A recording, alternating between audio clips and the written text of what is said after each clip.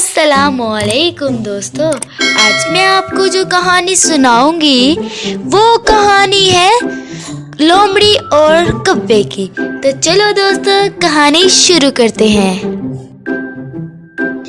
एक लोमड़ी 2 दिन से भूखी थी। उसे कहीं भी खाने को कुछ न मिला था। वो एक दिन रास्ते से गुजर रही थी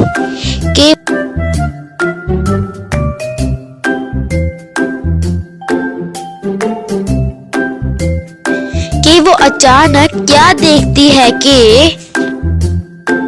एक कौवा उड़ता हुआ एक दरख्त पर जा बैठा। उस कौवे के मुंह में एक रोटी का टुकड़ा था।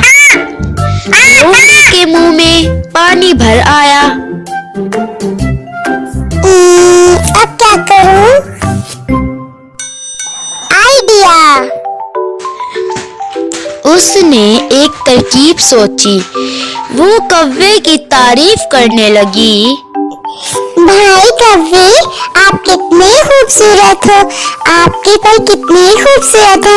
आप चाहे रावी में नहाओ या झील में, आपका रंग तो एक जैसा ही रहता है। सचमुच बोलूं तो आप परिंदों के राजा हो राजा।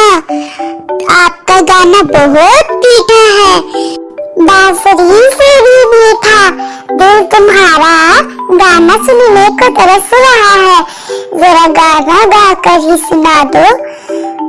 कौवे ने अपनी इतनी तारीफ सुनी, वो फूलकर कुप्पा हो गया।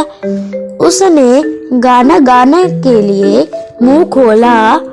मुंह खोलते ही उसकी रोटी नीचे गिर गई तो लोमड़ी उसे बड़े चाव से खाने लगी। कौवा मुंह देखता रह गया। तो प्यारे दोस्तों, आपको इस कहानी से ये सबक मिला है कि हमें कभी खुशामद नहीं करनी चाहिए और ना ही किसी की बातों में आना चाहिए। तो प्यारे दोस्तों, मुझे यकीन है कि आपको मेरी कहानी बहुत पसंद आई होगी। आपको ये कहानी पसंद आई हो तो इस रेड वाले बटन को जरूर दबाना और इसके साथ जो बेल है इस पर भी क्लिक करना।